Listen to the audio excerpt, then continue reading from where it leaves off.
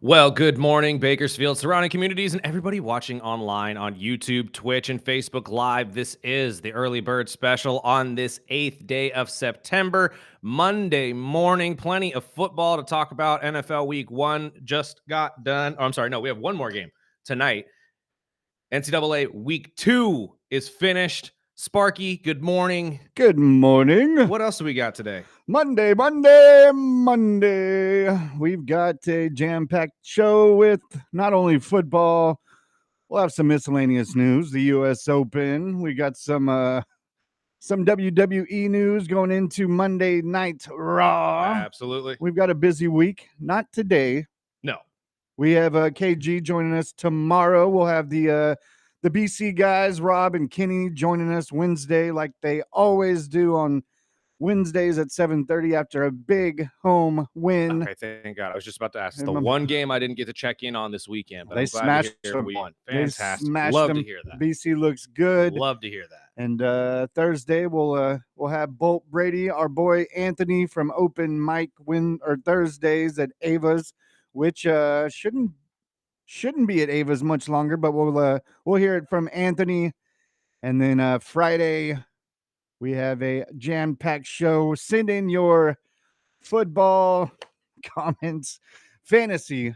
Thank God for fantasy, but you can always jump in anytime. 661-842-2000. You know, I apologize for forgetting. We do have one more NFL game tonight. That'll be the Minnesota Vikings headed to Chicago to take on the brand new head coach of Ben Johnson, Caleb Williams, this Bears team. You can hear that right here on ESPN Bakersfield, I believe starting at 4:30 for pregame. I might be a little bit off on that one, but around 4:30, 5 o'clock will be your kickoff.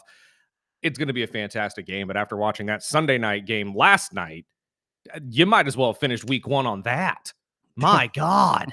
One of the grittiest comebacks I've seen in quite some time. I know Sparky doesn't want to hear this, but It is what it is. I jumped on the ship, man. It was a fun game. I do not care for the Bills, but instead of bitching and complaining, I drafted Josh Allen in 3 leagues. And so you know what? Thank you. A dang good job for you. Although one of those balls I thought was going to get picked off, thank God it didn't. But we'll get to that game here at some point, probably after the break. We got to talk about a whole bunch of different football games that happened over the weekend. We'll start in the NFL, though, because that has just been everybody's talking point. Fantastic games throughout the morning. I mean, if you watched it on Paramount, obviously you got the Steelers and the Jets, as I did. That was a fantastic game to watch as we saw Aaron Rodgers lead the Pittsburgh Steelers past his former team in New York in the Jets after a fantastic final tackle from Jalen Ramsey. And if you had watched that game throughout, the animosity that was going between Ramsey and Garrett Wilson was I saw the all fight over the place right before halftime. They were squabbling the entire game. And you're right, the fight right before halftime, you saw Jalen Ramsey jawing at Garrett Wilson, and you knew that was going to come back eventually. They had to move Ramsey from the corner position to safety after they had lost their safety for a little bit towards the end of the game. Yeah, Deshaun Elliott's out for a little while too. And Ramsey made a beautiful, beautiful play on Garrett Wilson on a play that was much needed. They had to stop them right then and there, popped him old school. That ball came out, and every Steeler fan rejoiced. I mean, Arthur Smith was kissing the floor saying, thank God my offense worked. Right. And at this point, it didn't look bad. Neither team looked bad at all. I'm going to say, Shauna, if you're still riding with the New York Jets after this, I think you should. They looked fantastic. The New York Buckeyes. I mean, there is not a lot to hate on with this team. Either one of these teams. I think Cam Hayward did a fantastic job before leaving in the game, as well as I think he got poked in the eye or something of that nature. Got his extension right before kickoff. Yes, he did. A well-deserved extension, as we've been saying on this show for quite some time. But how did you feel about Aaron Rodgers' first showing with the Pittsburgh Steelers? Not flashy, nothing amazing from nothing Aaron. we expected out of him, but there were points where I was kind of surprised that he was taking sacks at points. Oh, he got popped a few times. Yeah, and I mean, don't get me wrong. I'm sure the Jets came out with some animosity. Of course. You heard the stories of Johnson sitting there talking to him when he first became a Jet, saying, "Oh, I'm disappointed I can't sack you now." And then immediately when he gets traded, that's the first thing he wants to do is sack Aaron Rodgers, as most of these defensive ends do, to be completely honest with you. But it was a fantastic game to watch. Ended up with the Pittsburgh Steelers pulling it out at the very, very end off a 60-yard Boswell kick, longest in his career, which is wild to say because I mean, I'm not a Pittsburgh Steeler fan, but if you have been a Steeler fan or watching the Steelers for as long as you have, Chris Boswell has been one of the most consistently relied upon kickers in the NFL. And to only hear that he has now one kick of 60 yards, that's shocking to me. Just because of how long he's been in the league and how great of a leg this guy has. I would have assumed at least once you would have been able to knock one in. But I'm going to highlight something here because I think this is a rule that we're all kind of overshadowing and everyone forgets about. But these kicking balls are starting to show that this was a good idea. Yeah, new ball. The new kick, for those of you who have no idea what I'm talking about, one of the new rules from the NFL over the offseason was the incorporation of these new K balls. And what K balls are essentially just worn in kicking balls, specific balls that are made just for the kicker to hit. And to be honest with you, they're just lined up exactly the way the kicker wants it. Old school ways. You hear stories of Vinatieri and all them saying they used to throw them in washing machines and stuff like that to age them up a little bit, much like a quarterback likes to have a worn ball when they're throwing it. In fact, I guess there was a story that I heard on McAfee the other day of Brett Favre accidentally throwing a K ball in the middle of a game and it led to a pick. And that's what kind of led to, teams not liking the kicking ball and all that type of stuff. But regardless, it's really starting to show with these kickers hitting 60-yard bombs. Like, we didn't see that as often, I don't think, until this whole K ball thing started. Now, for me in Atlanta, I just need a whole new kicker. But that's a completely different story. But how do you feel about this whole situation? I think seeing these 60-yard kicks from these kickers is going to really just spice up the kicking game for everybody. That's what it looked like.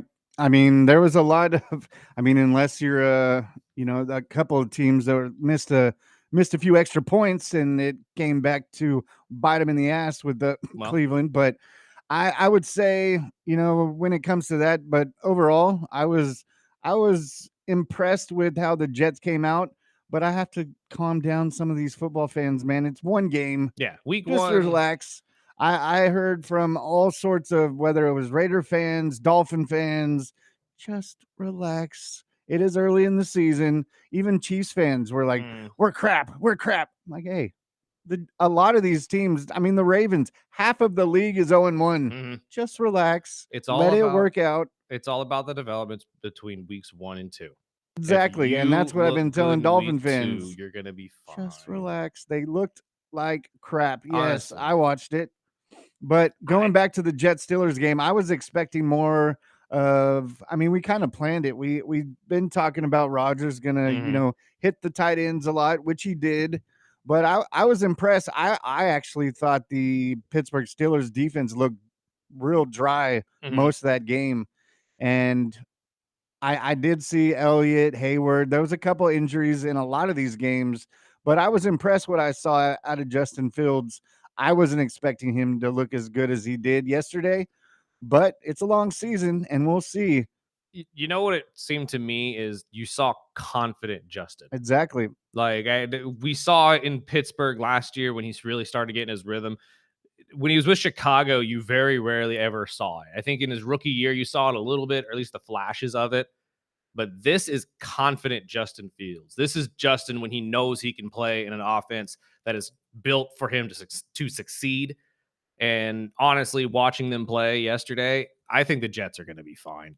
I don't know if they're going to be a contender for a Super Bowl. Let's not get crazy, but they're definitely going to be a team that you're going to have to worry about week to week. Taking a step forward, and that's 100%. all you want out of a team that's been at the bottom for a while. But Aaron Rodgers throwing 4 touchdowns, you can't be mad at that. And we might as well get the sulfur out of the way, since both my team and Sparky's team did not finish the way you wanted them to. I'll say my piece about Atlanta before anything. I don't care if we lost. We look good. In that loss, I mean, don't get me wrong, Baker Mayfield cut him up down the field late in this game with a beautiful ball to Ibuka. Oh, my God. And that rookie looks good. Oh, my Lord. I was like, at this point, Mike Hughes, although terrible coverage, I don't know what Jonathan Vilma saw. Personally, I was like, no, that was awful. He had to dive to be anywhere close, and he was nowhere close. That's what led to the touchdown. However, Atlanta throughout the game at least showed flashes of looking good. Michael Penix, I'm telling you right now, that is a dude. his poise, the way he plays the game. There was never a moment where I saw him freak out, much like his rookie year. I like what I see from the young quarterback. I love what I see, obviously, from Bijan and the rest of the team. But Did Bijan leave the game for a little while? No, he just wasn't the one carrying the ball because they kept talking about that they had to pull him for soreness. Well, it's entirely possible, but they also just pull him anyway because Tyler Algier gets touches. And that's kind of the mainstay of it all is they do a 1-2 that really is going to be formidable here later on in the season once they get going. Neither of them could get a run game going, unfortunately, although Bijan did have over 100 yards through the air, a 50-yard touchdown to start the year, and Atlanta lost Drake London for an unforeseen amount of time. I would assume he's going to be dinged up for at least a week or two, which is going to be huge. Yeah, Schefter reported this morning he was day-to-day. He should be back this week. But if you're looking at the Tampa Bay Buccaneers, they look good. They look good. I still don't see a Super Bowl out of this team, though. No. Don't get me wrong. They have season, yeah, they have plenty of weapons to run with. They have plenty of great players to lean on, especially defensively. There were a handful of plays that probably should have went their way more. But in terms of being a Super Bowl contender like Adam Schefter and a lot of these other guys are calling last week, I don't see it personally. But like you said, Spark, it's week 1. We'll see what happens in week 2. If they can come out and surprise people and blow out their next opponent, I think I could be eating crow here in week 3. But at this point, I would say probably going to be the same fight you saw last year in the NFC South. Both of these teams are going to be fighting for playoff position, probably about 8-8 at the end of the year, while they fight each other for that final spot in the playoffs. But it is going to be an interesting sight to see in the NFC South, especially after watching the Saints and the Carolina Panthers, underachieve, to be completely honest with you. But how did you feel about your Dolphins? I know that was the shell shocker for me, looking up in my top left corner and seeing 30-0 at one point and said, "Wow, Daniel Jones." It wasn't even Daniel Jones, to tell you the truth. If you're a fan of football, or if you've ever played it, you know that the sport is a momentum type sport.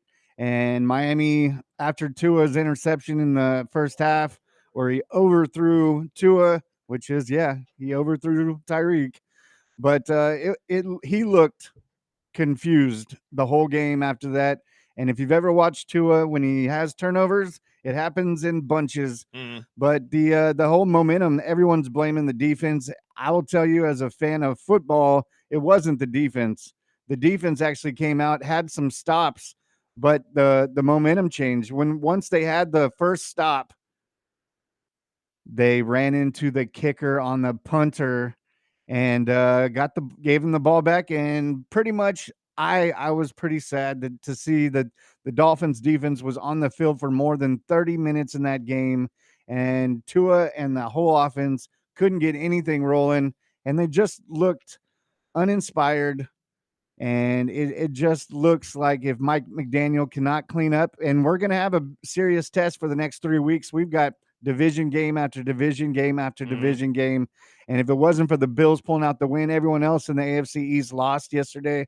And I'm going to say, if they're 0-4 with these next 3 division games, or if they come out look anything like they looked like on Sunday, McDaniel, I'm jumping on that bandwagon. McDaniel's got to go. At this point, I think there's a lot of teams that are in that same area as you.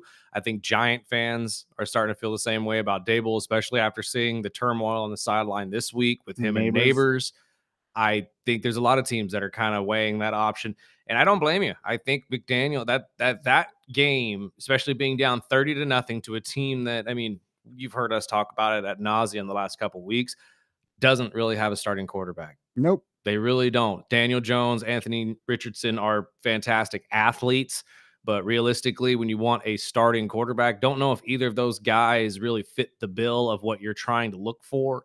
And to go down to a team like that, 30-0, have to throw in your backup quarterback to get anything going. Should have probably got in earlier. Probably, but at the end of the game, it is what it is. Like A-Chain looked good. The defense, the rush defense looked good. They kept Jonathan Taylor tamed, but it was just shooting themselves in the foot. And that's how football goes. If you can't change the momentum, you can't bring any spark, you're going to lose games like that. I mean, ending up losing 33-8 is not a smart way to start your season if you're McDaniel, especially in a season where your job is very much on the line. But Uninspired. That's the best word I could say for the Dolphins, and they'll get their chance to play the Patriots next week, and we'll see if they make any changes. easiest way to get inspired, though, Is a win. and firing your coach. But yeah, so either I way, would never fire a coach after one game, but if he can't clean it up in the next three with these three division games, if they're sitting at 0-4, he's got to go. that's fair. Let's take a break real quick, pay some bills. We'll get to the rest of these games, including the Raiders pulling off an impressive win over the Patriots over the weekend. We'll get to that right after this. This is the Early Bird Special right here on 101.1 FM, 1230 AM, ESPN Bakersfield.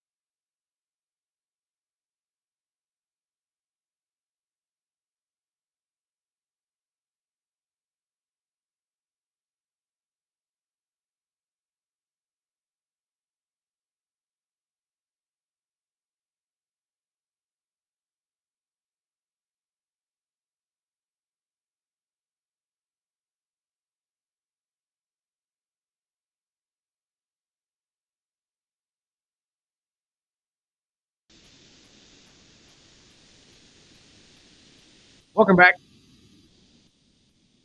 This is the Early Bird Special on 101.1 FM, 1230 AM ESPN Bakersfield, as well as streaming online video-wise on YouTube, Twitch, Facebook. All you got to do is find us at the Early Bird Special. Follow, subscribe, share with your friends, all that good stuff. Plenty of football to talk about from over the weekend. We've already gotten the sulfur out of the way. No one wants to hear about Atlanta and Yes, it's over. Miami. How about them Chargers though? Chargers look good. Obviously, they had their fantastic game on Friday night against the Chiefs in Brazil. I don't think anybody was expecting the come out party from Justin Herbert in this game, but wow, what a performance. And at this point right now, the wide receiver room looks solid. They've been able to figure it out. Or, as Sparky said at the beginning of this, is a lot of Chiefs fans are crying right now. Do the Chiefs suck? I don't think so. I think this was just one of those games where you have to chalk it up to it being overseas. Neither team was fully prepared for what they were going to get into, as you really can't be. You don't know what's going on, what's going to happen in these overseas games, or how the conditions are going to be. That offensive line still looks shaky. Yeah, there's a lot of question marks, obviously, and Patrick Mahomes can only do so much, although there were points where he looked like the magician we all know him to be. The defensive side of it, I know I was harping on it during our defensive top 10 for the fantasy football leagues. I still believe that the Chiefs defense is going to turn this around and figure it out. They have been able to do it. Steve Spagnuolo is one of the best defensive coordinators. He's going to figure this out. I think that the Chargers came out with a fantastic game plan. We heard it from Bolt Brady. John Harbaugh, when he is the underdog in his opening games, has never lost against the spread. You might as well run with it. These stats, although granted, a lot of people say, oh, ESPN just throws out the weirdest stats. True, but they're facts. They may be oddballs, but that's how sports work sometimes. You got to find the stats that make sense, or even the ones that don't, and make it make sense. So at this point, I think the Chargers start out on the right foot. This is a great step forward, as well as the Denver Broncos. We saw that over the weekend as well. The AFC West is wide open. And for the first time in quite some times, the Chiefs are at the bottom of it. Now, granted, again, it's week one. We'll see what happens with the Raiders in week two. But they had a fantastic win over the weekend as well against Mike Vrabel's Patriots, pulling it off 20-13 in Foxborough. That is a big tell. Jacoby, it's much different in September than December. Granted, but this is still an away game for a team that Patriots. We weren't very sure what we're going to get. And Brock Bowers leaving the game with injury had me nervous. Very much so. But if you have Brock Bowers, he got 100 yards for you before that happened. Yes. And Jacoby, Gino broke a record for the Raiders in his first game. Absolutely. And that's what I'm saying, right? There were a lot of things while watching this Raider game to be excited about. Although, yeah, not the flashiest win on the planet. You won 20-13, and it was a dogfight for throughout I'd say, first 3 quarters of this game. But Gino coming in, doing something that no other Raider quarterback has been able to do, that's awesome to see. Ashton Genty getting his first touchdown was also awesome to see. Although, I mean, who didn't see that coming at this point in a Chip Kelly offense? You would assume that Ashton was going to get at least 1 or 2 shots at a touchdown. What did you think going in back to the Denver game? What did you think about Cam? I liked what I saw at points. I think that his receivers let him down, especially late in the game. Oh my gosh, so many drops and really all around the league. But I mean, he looked like a rookie. He did. And that's my point that I was going to make is, although I grant you that some of those should have been catches, we saw the same thing with the Cowboys and CeeDee Lamb. I don't necessarily blame Calvin, though, because if you look at the balls that were thrown, they're tough balls to catch. If you've played receiver, you know how difficult it is to get timing with your quarterback, especially if it's a brand new relationship. And I don't think those balls were really put in in a situation for Calvin to be successful, I should say, in catching them. Now, granted, you got to make a play as the veteran. So I'm not exactly blaming Cam for any of this, but you're going up against a very tough defense, a defense that made it uncomfortable for you the entire game. So he was already rushed. I think a lot of those balls were rushed. If he had taken just a half second more, to kind of lob it a little bit more, put some air underneath that instead of zip it immediately to him, I think you probably would have gotten one or two of those to at least be completions and maybe pulled off something at the end of the game against Denver. But it's Tennessee. I don't think a lot of people are expecting a lot from Tennessee, and I don't think that's unfair to say because I mean, I've heard pundits all summer pretty much say Tennessee's still bad, but at least they're exciting bad now because you have something to watch. Last year, they didn't have anything. They were just bad. Now you have a little bit of faith. You have a little bit of hope. There's something you can turn into something. So I would say that Tennessee is still going to be a bottom of the barrel team in the NFL, but they're, Positive steps. yeah, positive steps forward, as we've said with a lot of these guys. I mean, I don't think I was sitting here expecting the Jets to have Give shocked it a me at game. all. Yeah. I really didn't. I didn't expect the Seattle Seahawks to really make it a rough game for the Niners either. And that was a rough one to watch for the Niners for a while. But I should have known that the Browns always play the Bengals tough. Yes. And but I should have known not to start Joe I Burrow should in have week one. exactly. And I should have known. But hey, they pulled out a win. They're 1-0. But I have to say, Cleveland looked a lot better than I expected. Again, I think that's the value of being led under a veteran quarterback in Joe Flacco. Yep.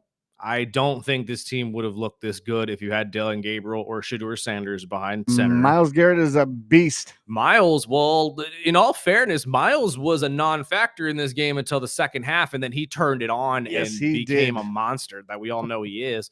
But at this point, I think Cincinnati, although barely narrowing out 17-16 against the Cleveland Browns here in Cleveland, you still got what you wanted. You got to win. You got to win. You're 1-0. It doesn't matter how. They don't ask how. They ask how many. And at this point, if you're a Cincinnati Bengals fan, although your offense didn't look great, you still pulled it off. You got some luck on your side with those missed PATs. Oh, my gosh. And at this point, you're 1-0. And I think that's the only thing you could possibly ask for as a Cincinnati Bengals fan right now. And another AFC game before we take our break that I wanted to bring up was the Jaguars-Panthers game. I expected more out of the Panthers here. I did too, but I don't know why I expect anything out of the Panthers. The Panthers. I wasn't expecting much out of Jacksonville, and I was happily surprised. Although I have to, but was it they were playing the Panthers, or I think so, and that's rough to say because the Panthers, although have a solid front seven, the secondary is really starting to show that they aren't necessarily there. J.C. Horton made one of the best catches of the weekend, though, and there were a handful of college too that I'm going to get to when we get to it. But I don't think the Panthers team is going to be that much of a problem for anybody to figure out yet. I think they have some shining pieces out there. Your Chuba Hubbards, your Brian Burns, all those guys. I think they have specific guys that are good at what they do. I just don't think they have the team to really put it together. And I'm not a Bryce Young guy. I don't believe in this kid. I think if you have to bench your quarterback for him to even start playing as a quarterback, he's not a starter.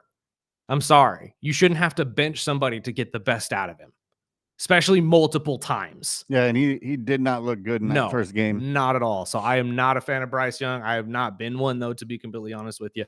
But on the opposite side of this, too, Trevor Lawrence made a handful of plays that looked ugly. Yes. You want to talk about, then again, week one, so I'm maybe an overreaction, but Trevor looked like he kind of regressed a little bit in this game. Yep. I haven't seen a lot of progression from Trevor Lawrence into a different kind of player or a different kind of quarterback to make it easier for Jacksonville to win these games, right? So that might be. I will say their backfield looked good.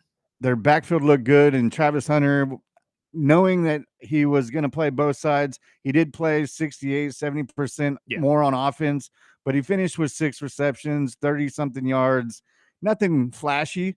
But I will say ETN looked solid, and I know he was on kind of the fence with the team. I don't know if he's going to stay with this team. I know there's been a lot of trade talk of late, but I don't know how much I'll put in to this Jacksonville team just because of the same thing you just said, because what I've saw of Jacksonville, Yes, they played the Panthers, but Lawrence looked a little lost A at little bit. times, and I was like, "What the Like hell even is that, this dude?" even the interception that I just talked about that JC Horn jumped and made a beautiful one-handed Yes, catch.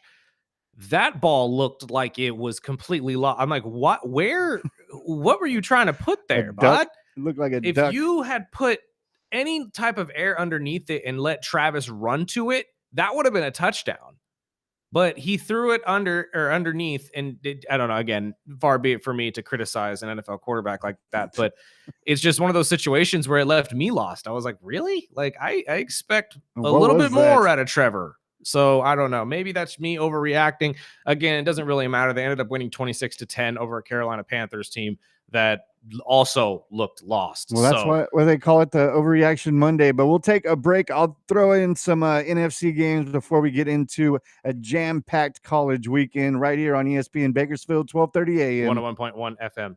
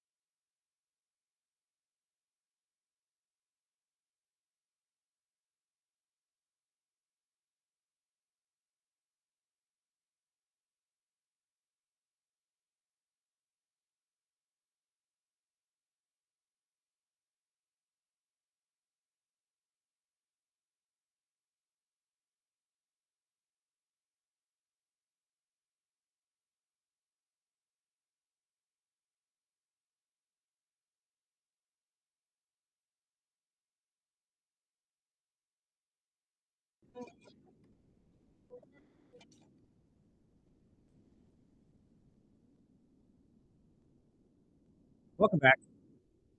Well, we've gone down most of the AFC games and some other games we haven't got to. The Cardinals and the Saints. No surprise. The Saints did look a lot better than I was expecting. Let's see. Here's the thing.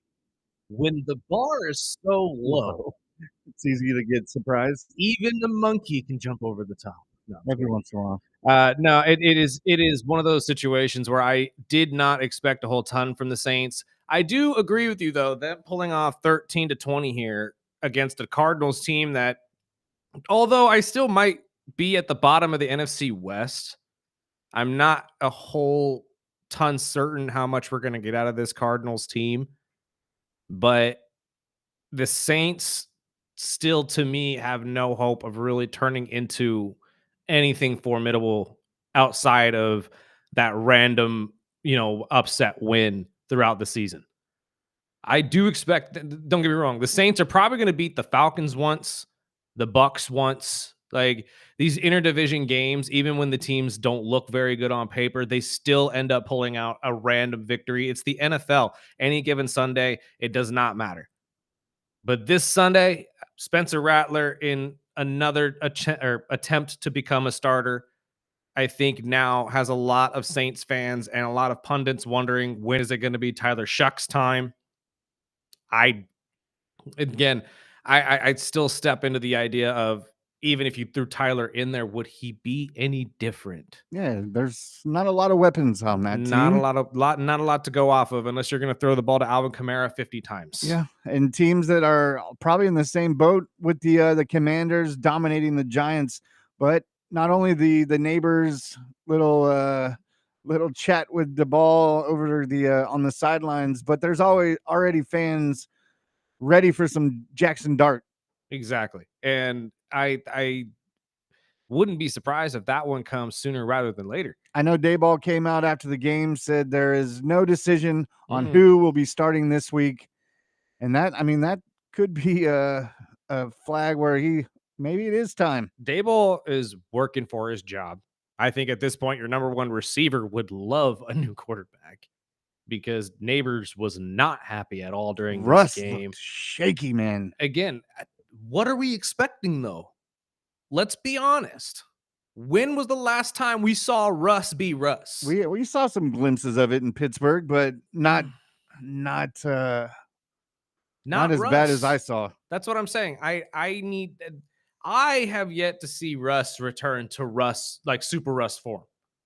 I don't know exactly if he's ever going to get to that point. Maybe we're just putting the bar too high for Russ, but I never really expect to see the Super Bowl winning quarterback that we saw in Seattle. Yeah, those days are over. The long ball throwing, Super Bowl winning, scrappy, run around guy isn't really that guy anymore.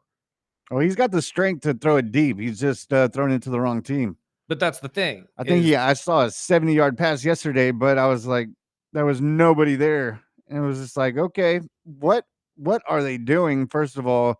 And second of all, is it the same as New Orleans? Is it a bit too early to just okay, here's the keys. On the amount of money that they paid the guy, and are they just gonna let it ride out for a couple more weeks? probably, to be honest, with the Saints, I mean, it's a different kind of a thing because if you just move over to Tyler Shuck now, everybody be like, what was the point in starting Spencer in week Right. one? You should have just started with the rookie to begin with. When it comes to the Giants, you have two worthy veterans in front of the rookie because you got to remember Jameis Winston is still on this roster. And although Jackson looks like the heir apparent for sure, I think Dable is going to exhaust every single option he's got because he has to in order to make this work. So obviously go with the most veteran of all of them, like we said with Cleveland. The best option for you to come into week one was Russ because you know what you get from him. But clearly you saw against a Commanders team who's a contender. If you want to be a winning team, you got to go against guys like this. And Jaden Daniels, or by the way, Samuel, for those of you who wanted to criticize Debo, Told you. Most targeted receiver, most yards, most catches. Got him Yeah, he 20 plus definitely don't points. touch Debo. We should Yeah. definitely listen to that person again. I had hosts telling him to cut him yesterday or last week. I was like, Ridiculous. don't do that. Absolutely ridiculous. Although you Terry McLaurin owners were not very happy. I No. understand why. But regardless, getting back to the Giants here. I think Dable is going to continue to exhaust all of his options. You may even see Winston first, to be honest with you. because he's going to throw every bit of spaghetti he's got at the wall and figure out which one sticks. I saw in the fourth quarter when their fans were charting Jackson. I was like, damn, already?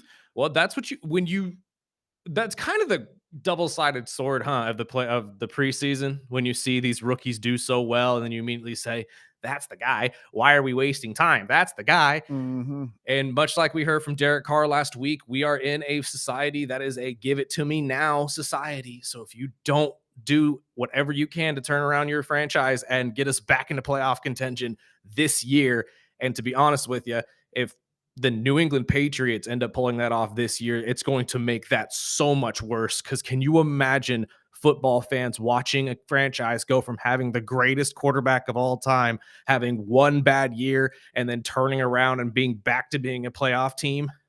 Every team, every fan is going to want that for their team. Every single, it does not matter who you are expected to do that now.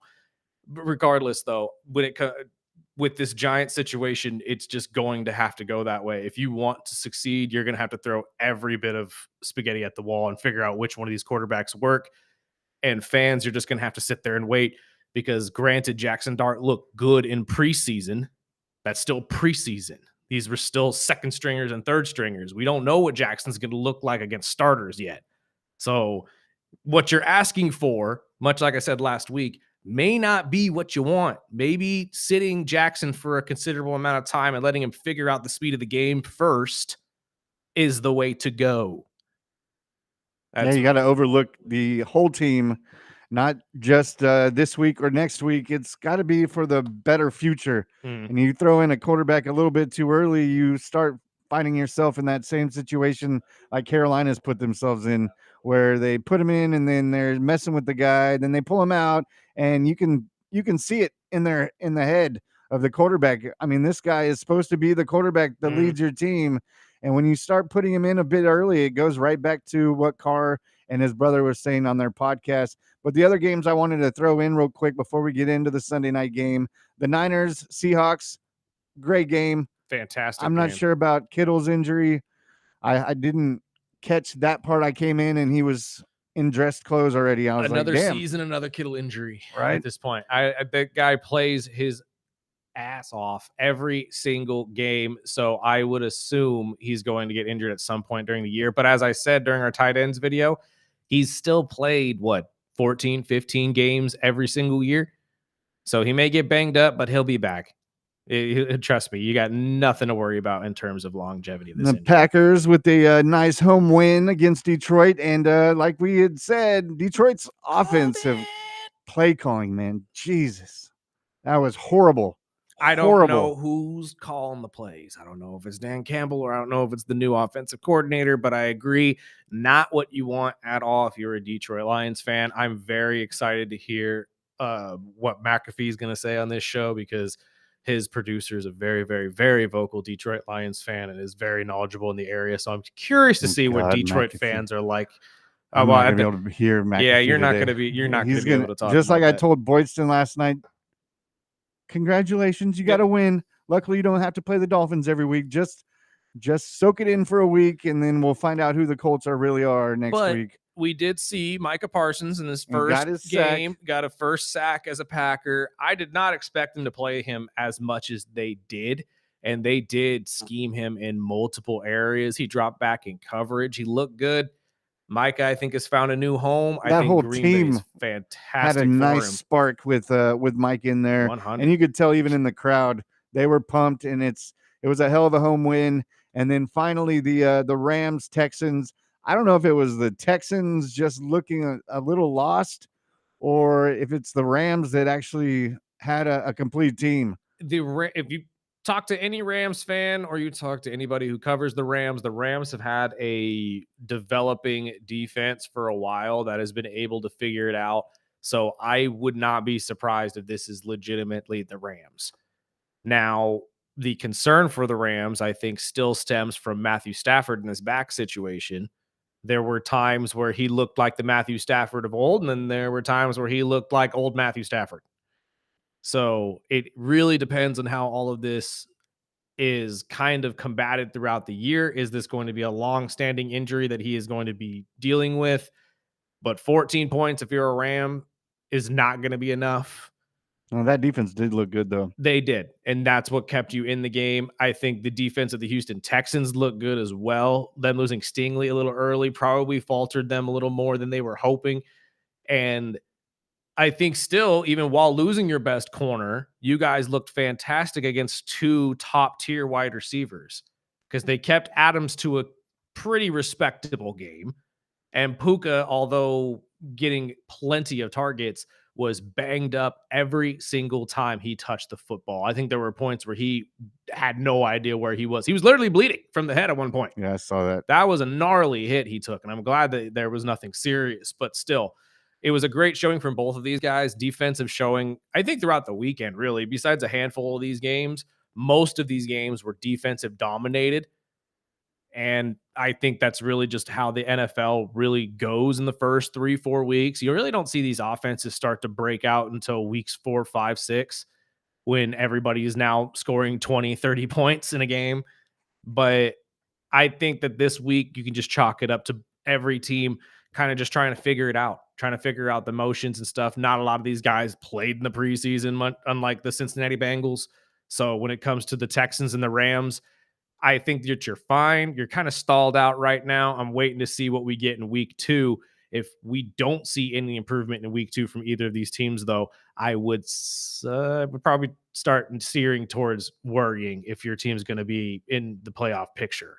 Well, we'll wrap up the week 1 of the NFL. We'll get to your text, and in the second hour, we will dive deeper into college football week 2 right here on the Early Bird Special.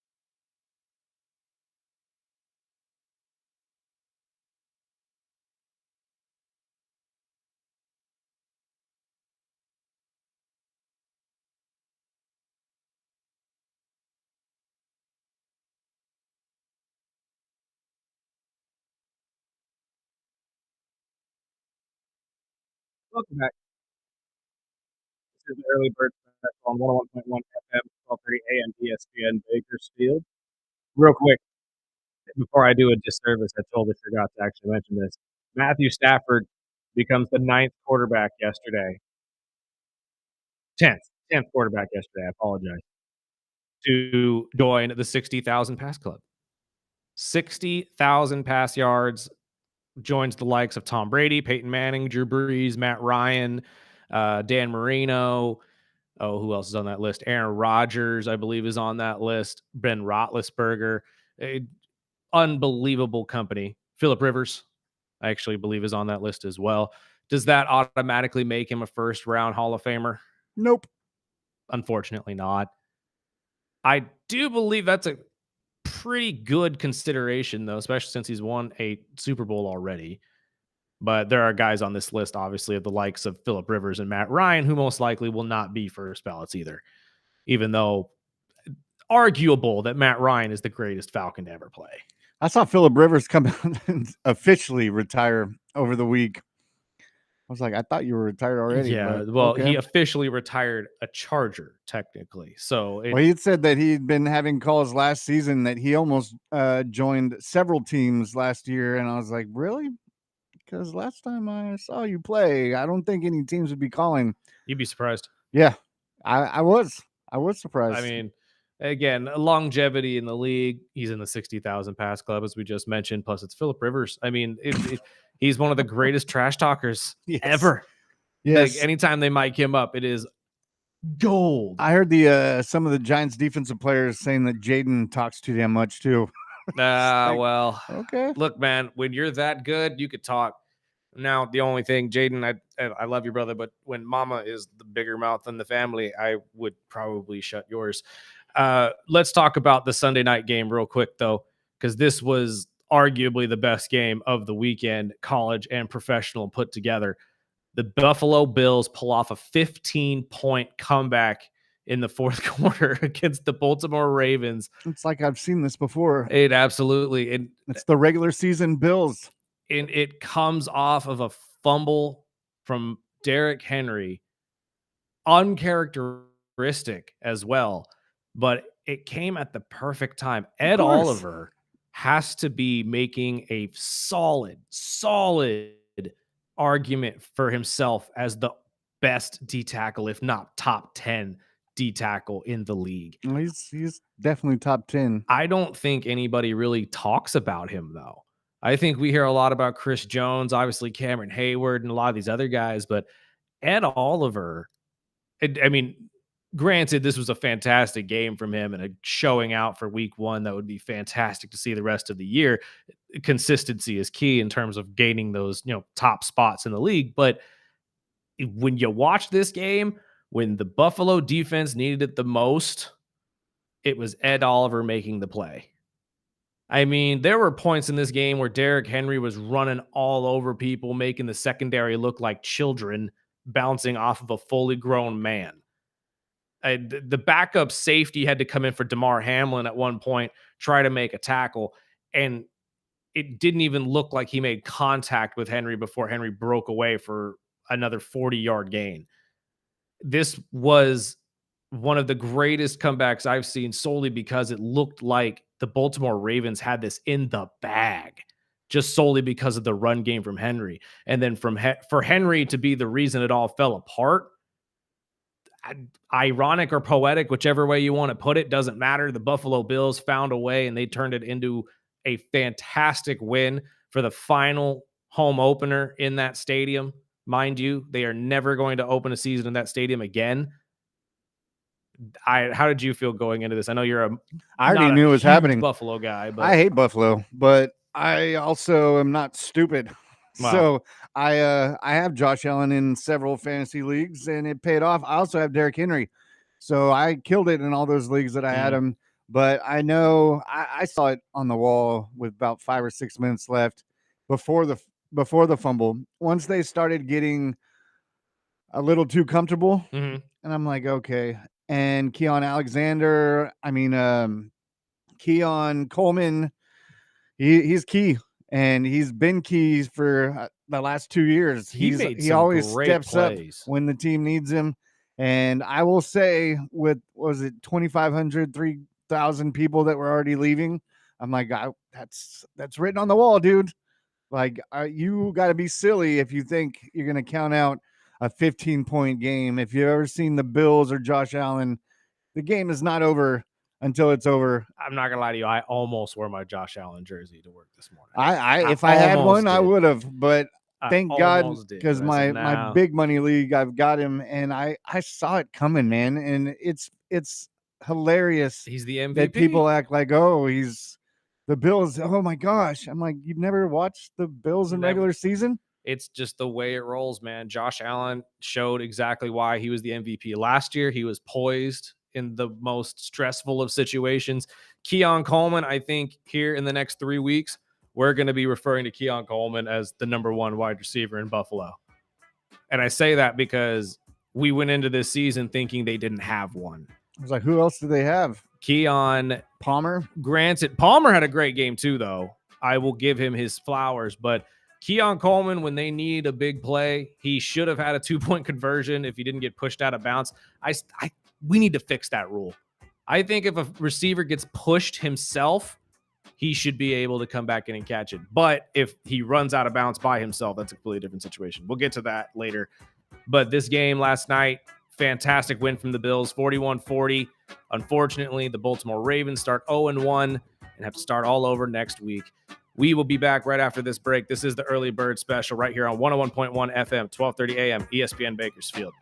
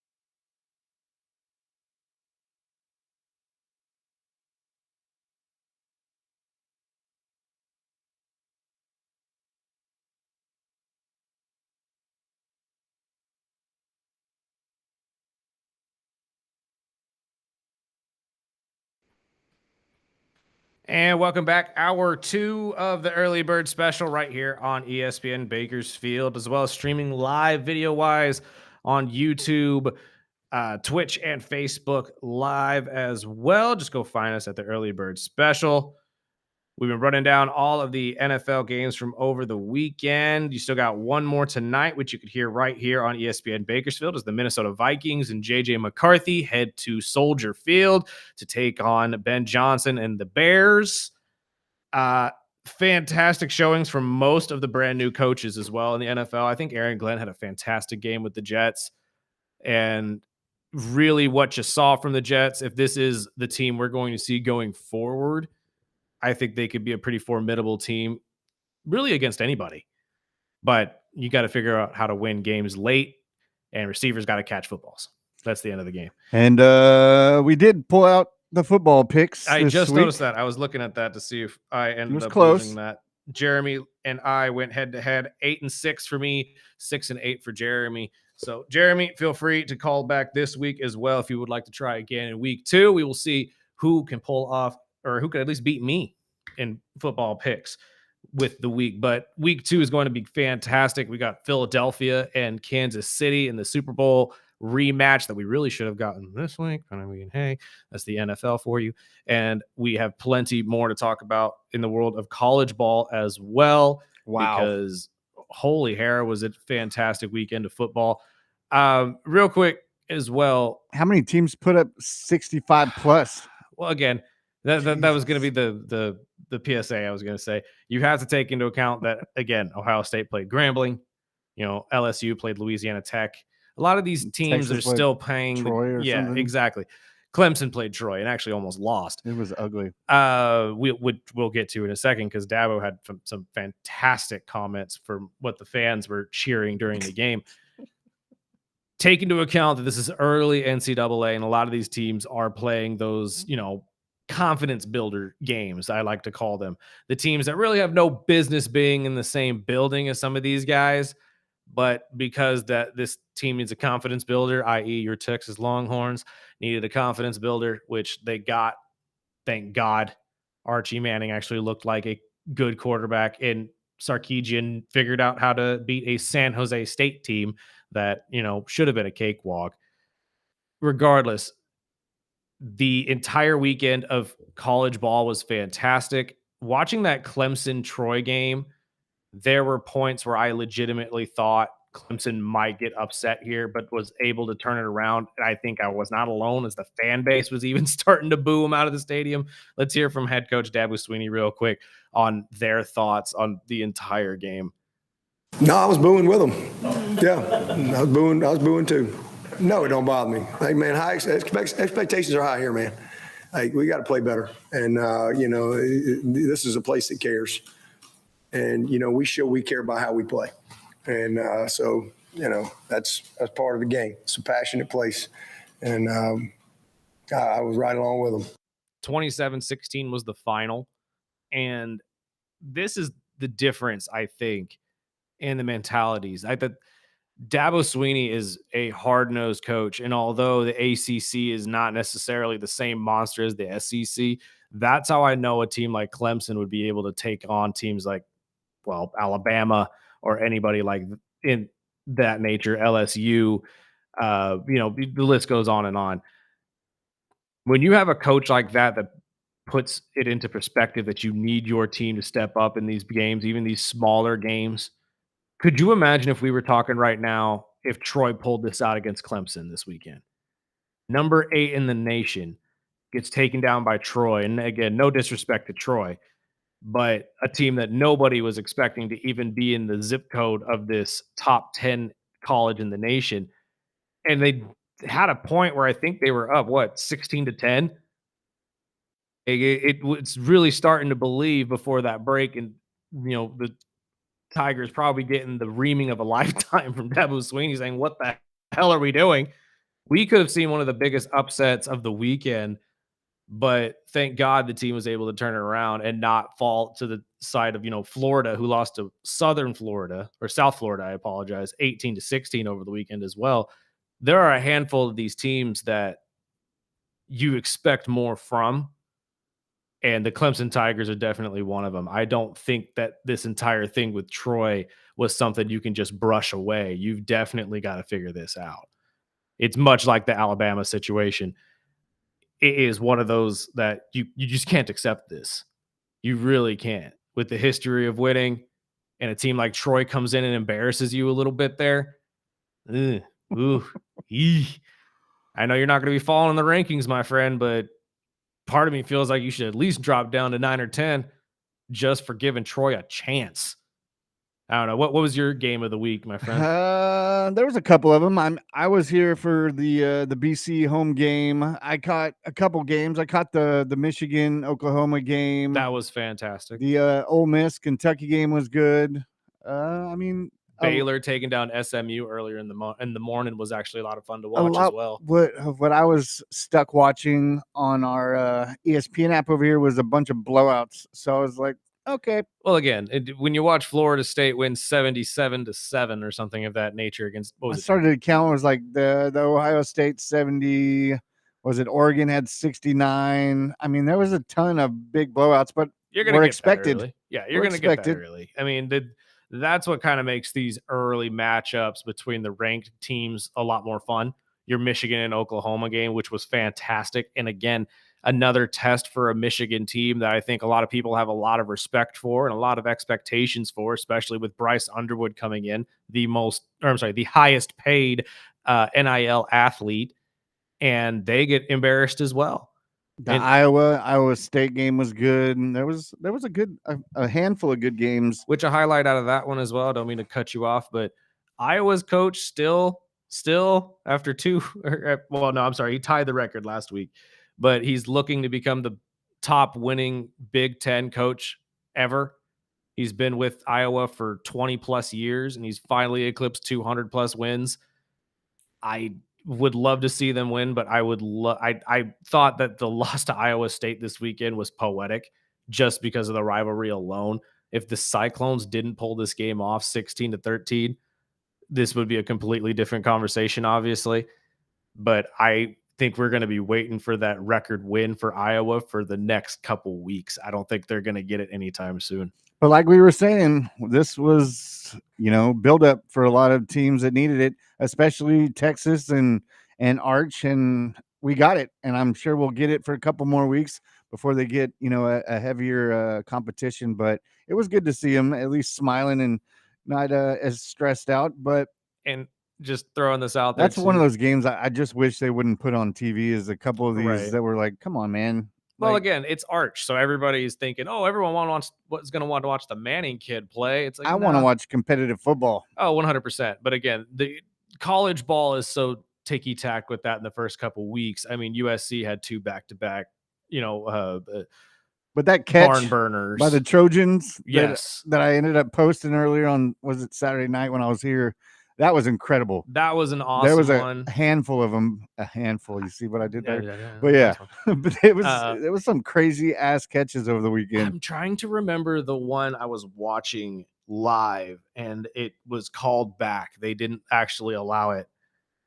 I can't remember who it was. It was a beautiful one-headed grab that got them a first down, and I cannot remember who it was, and they took it away immediately, and I was very disappointed in it. But you're right, there was fantastic play over the weekend. And before we get to a break real quick too, for those of you who are agreeing with Sparky that you can't stand seeing 70-0 games and whatnot, there's still a couple teams that it didn't matter.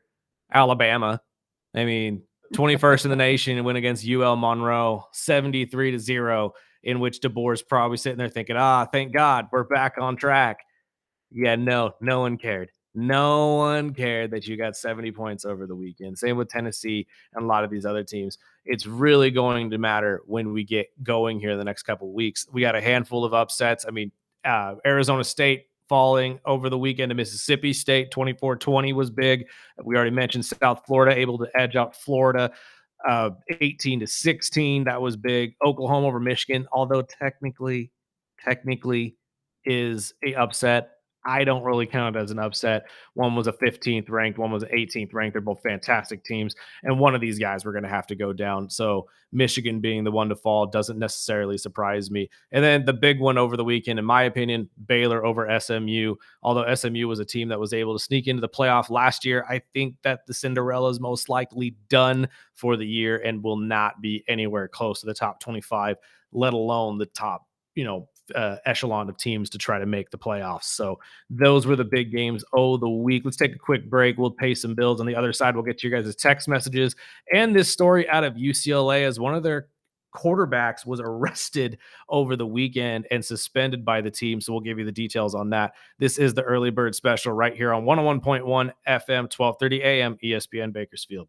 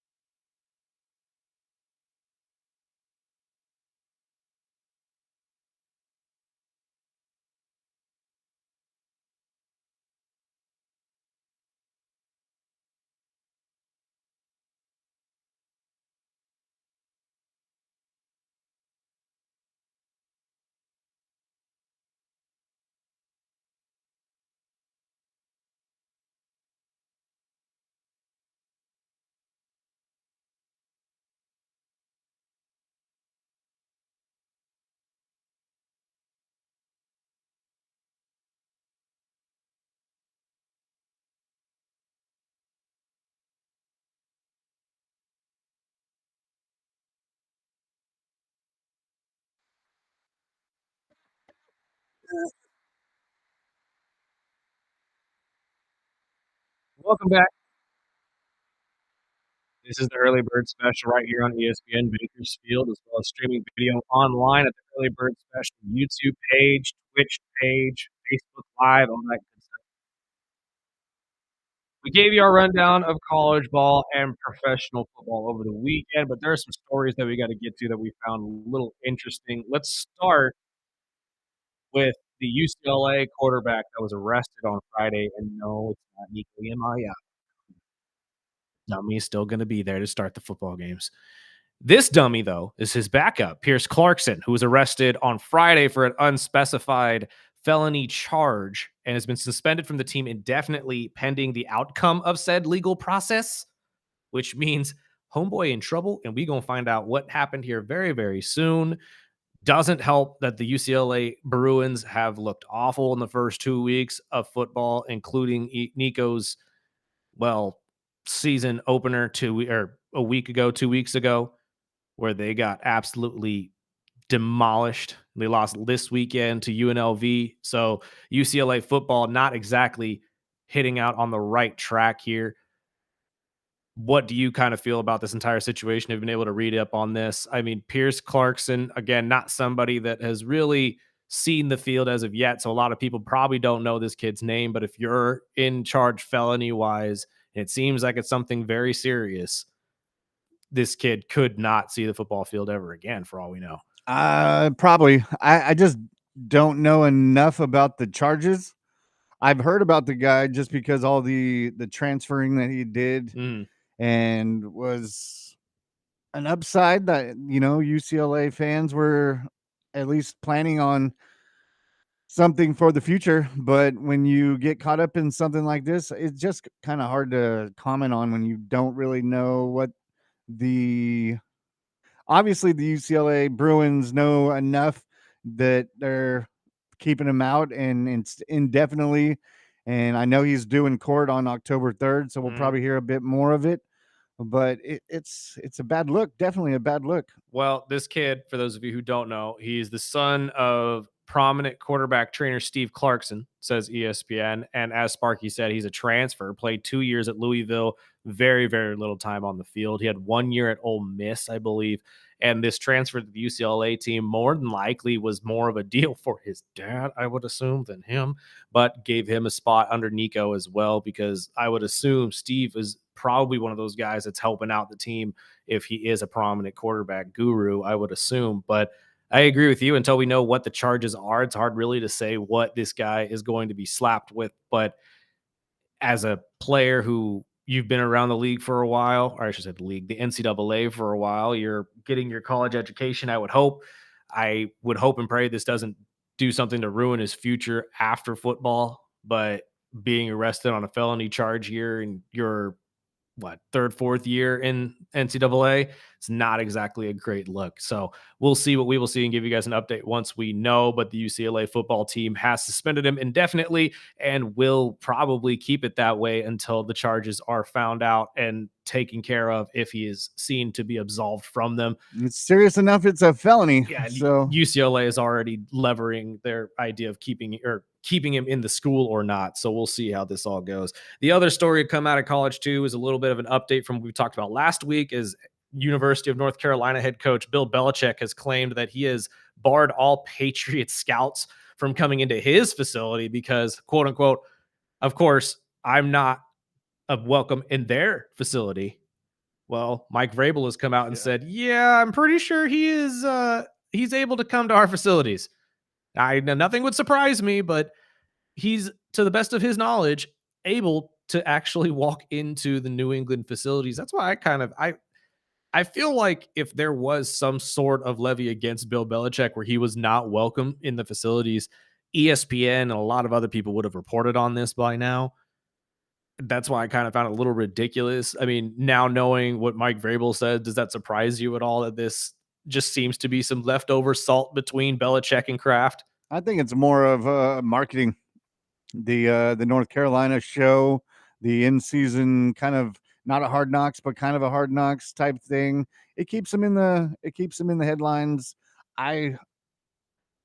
When I heard Vrabel talking about it, he just was kind of laughing and he's like, dude, there's nothing over here that says he can't be around here. Mike Vrabel brought up a very good point. It's like he was, to the best of his knowledge and the best of mine, to be honest with you, he was at the ceremony for Brady. So wouldn't that not already tell you that you're welcome in the facility? They didn't have to invite you to that. Had nothing to do with you, had everything to do with your quarterback. So realistically speaking, you would still be allowed on the premises. I just kind of found it a little bit odd that you're gonna, It's something we talked about on Friday with yeah. when they announced it, and they said, well, they can have one representative, but he has to be with the sports coordinator, and they can only do it like 3 or 4 times during the season. It's just little. It almost feels like a high school little drama that Oh, of course. Belichick and Kraft. And the Tar Heels were able to pull off a win over the weekend too, by the way, his first win as a college coach. But Yay! at this point, it's just you're building a program that's supposed to be for, a platform for these kids to get to the professional level. Why would you strong arm or really try to stop any professional team from coming and looking at your players, regardless if it's a team that you used to coach for? And again, I don't think there's any animosity from Kraft's side over to Bill at all. I really don't. I think Bill is just being extra salty, or like you said, maybe he's just doing this to pump up his show. Maybe he's taking a page out of Jerry Jones's book, as a lot of these guys do now, and say, you know what? If they're talking about me, it's a good thing. It's his book, then it was his show, and now, but they got the win, and I mean, good for them. I mean, yeah, it's a step forward for the organization. Like I said, it's an organization that, to my knowledge, has never really been known for football, but everybody seems to want to believe that they have. I'm still lost about that, but it is what it is. And as far as we could tell, Bill Belichick, I think, is just blowing smoke into something that really wasn't there. So, for those of you who are wondering, no, Bill Belichick is not barred from any of the New England Patriots facilities. He's just saying he is for some reason and putting Stir that pot. stipulations to stir up the pot. Exactly. And to throw out some love to our buddy Miranda, and of course KG. How was Oh, Village Fest was fantastic, as it always is. I mean, if you weren't there, sorry, you missed out. I don't know exactly what to tell you. Buy your tickets next year now. some of us work? I mean, fair. You obviously had an excuse not to be there, my friend. I understand. Yeah. But you get there, you get in. It's always a great environment, multiple stages going. KG did his thing over in the back corner in the neon lights area. It was a fantastic setup. To be honest with you, I was able to walk around and get a handful of libations, not crazy amount, but you get 15 on this card. That's 15 beers. Pretty sure most of you can't handle that much anyway. So it is a great event. It's worth the money you would have paid to get in. And it all goes to a good cause. Absolutely. And it's always like, I found it funny because I was supposed to go with a friend of mine. She ended up telling me she couldn't make it because she was out of town. Completely understandable. I ended up going with KG alone and obviously hanging out with a lot of our coworkers. I did not realize how many people I was going to bump into that I actually knew there. And trust me, it's probably going to be the same thing for you. You probably realize, oh, wow, all of my friends are here and we are all going to have a great time, just as I did. It was a fantastic event, a fantastic night. And again, if you are looking for any kind of this type of event or nightlife, again, look out for our event, Brunch Fest, coming up in October at the Kern County Fairgrounds. Very similar, a lot of good drinks, a lot of great food, and just an overall good time for anybody looking to just go out and have a good time with your friends and family. And if you're an Uber driver, yeah, you make some dang good money off that too. I had a buddy. We ordered some Bakersfield Pizza Co. over the weekend for to at least fill my dolphin saltiness. I was able to just eat some wings, and now my wife is sold on the peanut butter and jelly wings. She continues to order them. I tried them, but there's like 25 other flavors I want to try before I go back to any of them. Oh, naturally. And she ordered more of them, and I was like, "What are you doing?" Oh, these are my favorite now. But no, we talked to an Uber driver that was telling me he made over $200. Yep. On Village Fest, just on Village Fest. I was like, good for you, dude. And no, it's a good amount too, and that's the good thing about it. Get your Uber drivers, man. Don't drive yourself. Trust me on this, as somebody who had to, just because I was helping the DJ get his stuff in and out of the actual event. Holy my God, the parking situation afterwards is a nightmare. So get an Uber, not only just to protect yourself, because obviously you're gonna have a handful of drinks, but it's also just, it's worth the money. You don't have to wait in all these long lines for people to get out of the parking structure, because no one can just, nobody could sit in line That's my thing is everybody's got to, cut in front of Antsy. everybody and, Mhm. and try to cut the system. It's like, dude, you realize if you just got in line with the rest of us, we'd all get out of this so much faster. Yeah. We'd And everyone all gets be home able to get safe. home. But no, there's got to be a handful of you that just can't do that. You just can't do it. You got to be in front of that one Toyota right there. I have to be there. It's like, no, you can wait for the Well, rest of that's us. my friend's car. Yeah, I don't care. Well, we'll wrap up. I enjoyed. We had a busy weekend. BC with a big win over the weekend. We'll talk to Kenny and Rob Wednesday morning. Tomorrow we'll have KG, but we'll take our break. We'll go over your text. If you got anything to say for football, your team, your fantasy, text it in anytime, 661-842-2000. Plus, we got to talk SmackDown.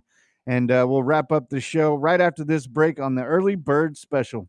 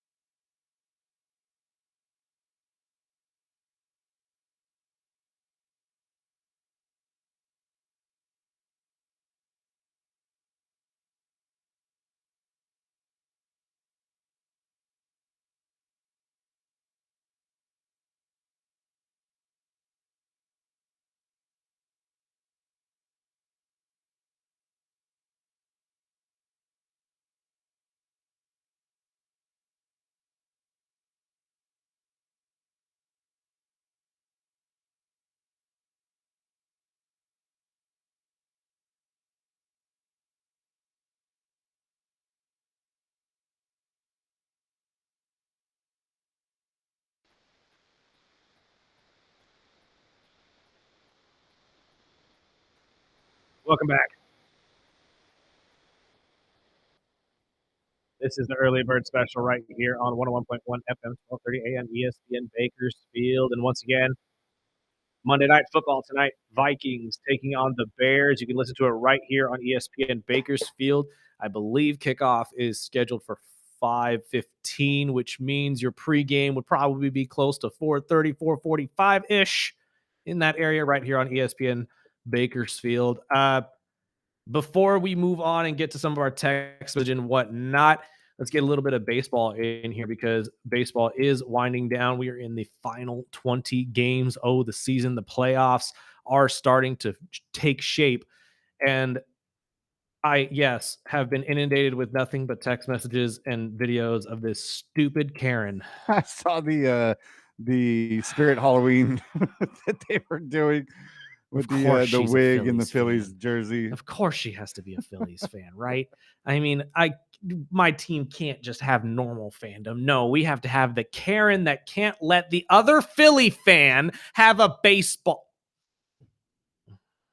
Look, we talked about this, okay? When it comes to baseball and novelties and stuff like that, granted, that ball was right at her feet.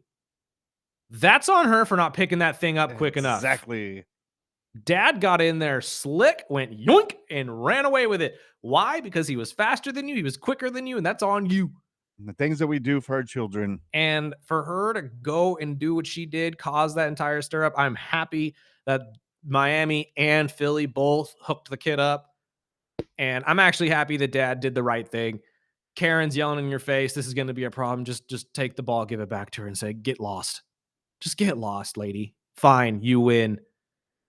And honestly, you know who I feel the worst for? The honest worst for? Her husband. He has to go Imagine being that guy. Nah. I've told so many of my friends, I would have left her on the spot. On the spot, dropped my ring on that chair and walked out of the stadium, said, you're getting your own ride home. I'm out. Are you nuts? It's a baseball. A baseball. Stop it. Like, that was wild. But regardless, baseball itself is reaching its climax, or at least the regular season is. Everybody is happy, and everybody's raring and ready to go for this entire just stretch of playoff baseball to get underway.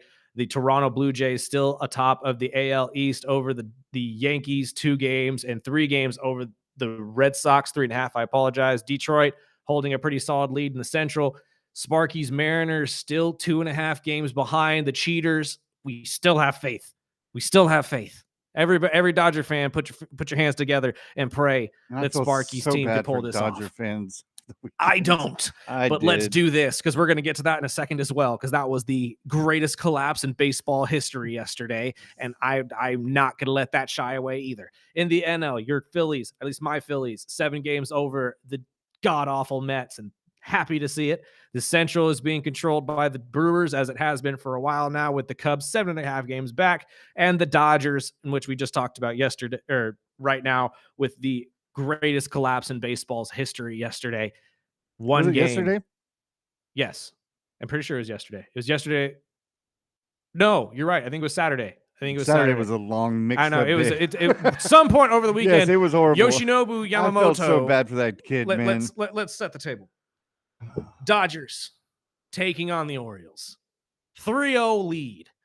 Yoshinobu Yamamoto, as somebody on our sister station loves to refer to him as. On fire. Yoshi, as the Dodgers love to refer to him. On fire. Absolutely torching the Baltimore Orioles, making it look effortless. 9th inning, 2 outs. Who comes up? The young Jackson Holliday, the young son of young Matt Holliday. No hitter on the board for the Dodgers. And apparently, someone in the Dodger bullpen said, oh, there's no way we're messing this up. Our boy's getting a no-hitter. As everybody in baseball knows, you never do. You never bring up the no-hitter until it's over. Why? Because it's called a jinx, ladies and gentlemen. It's a jinx. It ruins it. And guess what happened next? Yoshinobu pitches right down the middle and crack right out of the stadium. Jackson Holliday makes it a 3-1 game. Yoshinobu's no-hitter is no more. And now you have to go to the bullpen. The scariest thing the Dodgers ever have to do is rely on their bullpen. And believe me, I've never seen a bullpen throw a game away like this. You had one out with a 2-run lead, technically, because at this point it's 3-1. And what do?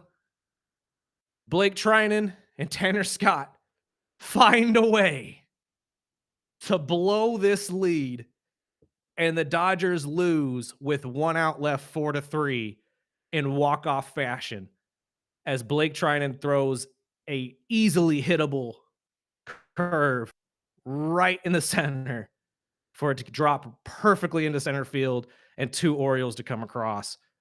I have never felt bad for Dodger fans in my life. I didn't Ever. feel bad for the fans. I feel bad for Yoshi. I do. I feel terrible for Yoshi. But this has to be the just perfect eclipse of what the Dodgers season has been. This perfectly tells everybody how we went from a team where their fan base was screaming undefeated season at the beginning of this year. Everybody forgets about that because baseball is such a long season and everybody just kind of assumes that we're going to let it go. No. People were cheering, saying that this team was going to go undefeated. Granted, no one actually believed it, but there were cries of it. And now we're staring down the pike of barely making 90 wins. You got 79 and 64 right now, and you're one game, technically 2 because you hold a tiebreaker, but 1 game over the San Diego Padres. You are sliding ever so much into that 3rd spot, which means you're going to have to take on the Mets in a round of 3 with a bullpen that's probably worse than Liberty High School's. If you're a Dodger fan, you're worried right now. You are shaking in your boots because at this point, I said it 20 games ago. If y'all weren't able to figure out how to play 500 baseball, if not 600 baseball for the end of the year, you are in trouble. And I think that game last night just showed everybody exactly why. You literally need perfection from your starting pitching through the whole 9 innings because you can't go to that relief pitching in the playoffs. Are you nuts? You're going to let Tanner Scott try to close it out for you? Blake Trinan? Nah. No. Hell no.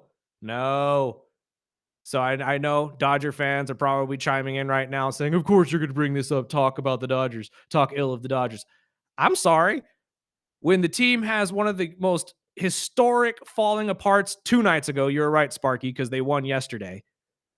You're 3-7 in the last 10, and the playoffs are right around the corner, and the Padres are still knocking on the door, even after you shut them down 2 series in a row. You're in trouble. That's not a good sign. So if you want to, like I said, please put your hands together. Pray Almighty God that you figure it out. The Seattle Mariners figure it out so we can get rid of the cheaters as well. And pray you can figure it out before you find the Phillies, because now I got the best news I've ever gotten in baseball over the weekend. Kyle Schwarber ain't going nowhere, ladies and gentlemen. They've already said it. He is staying put in Philadelphia, and Philly will not be outbid. They will find the money to pay this man, which means, although probably going to have to give him a contract the likes of Shohei Ohtani, and I'll pay it. Take my money.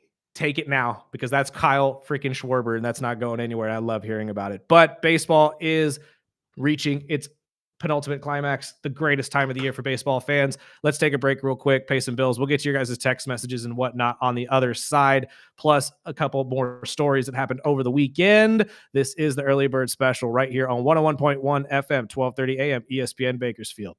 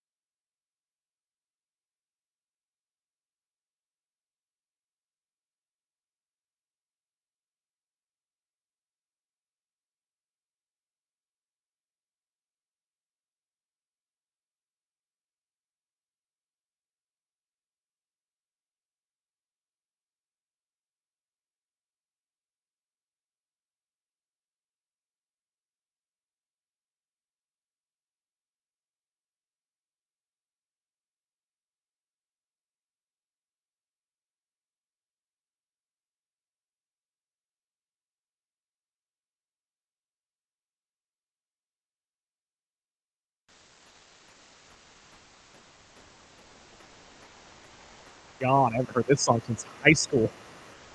Ugh. Just ran into him over the weekend Where? in LA at a sandwich shop.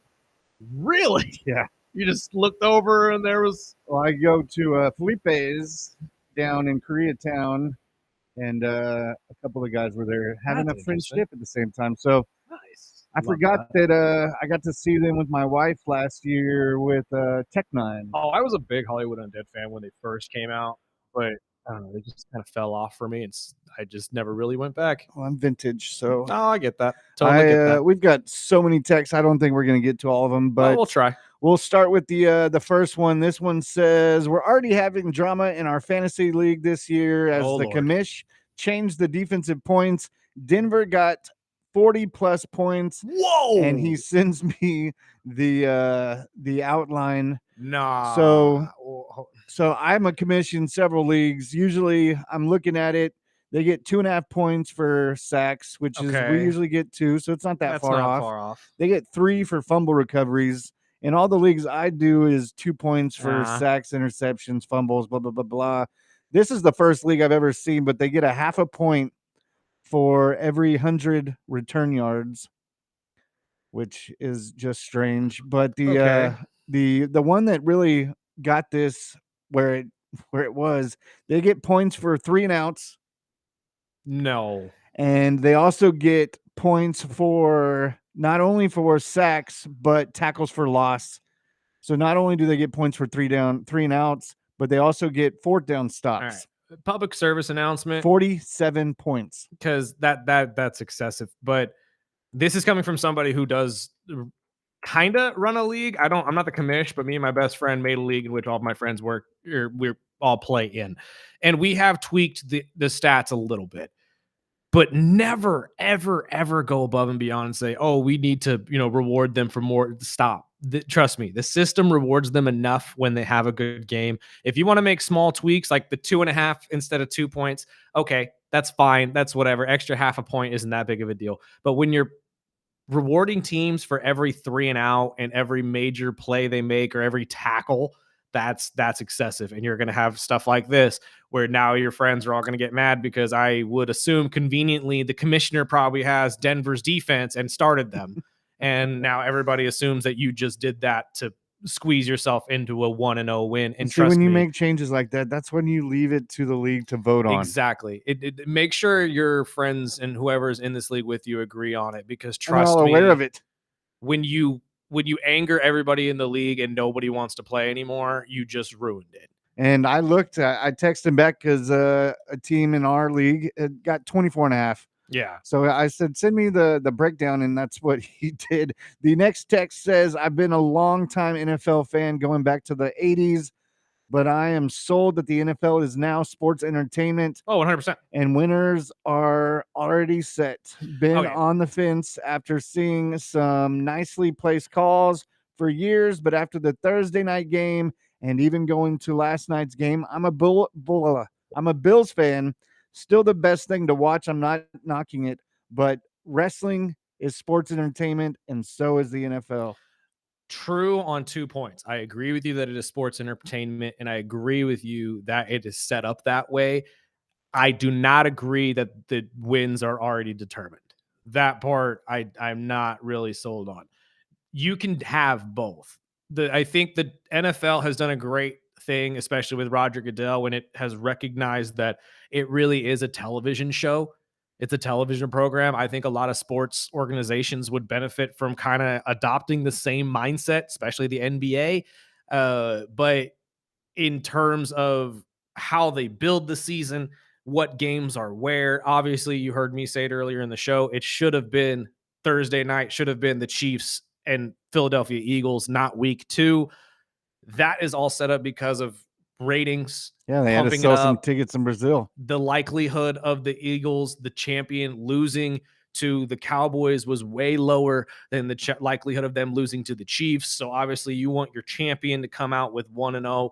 It all does tie into it. I'm not going to lie to you. That part of it. Yeah, why do you think we got the 100% factual. Steelers and Jets? Exactly. And that's not something that wasn't going to happen already during the season, but making it week 1 was 100% the plan.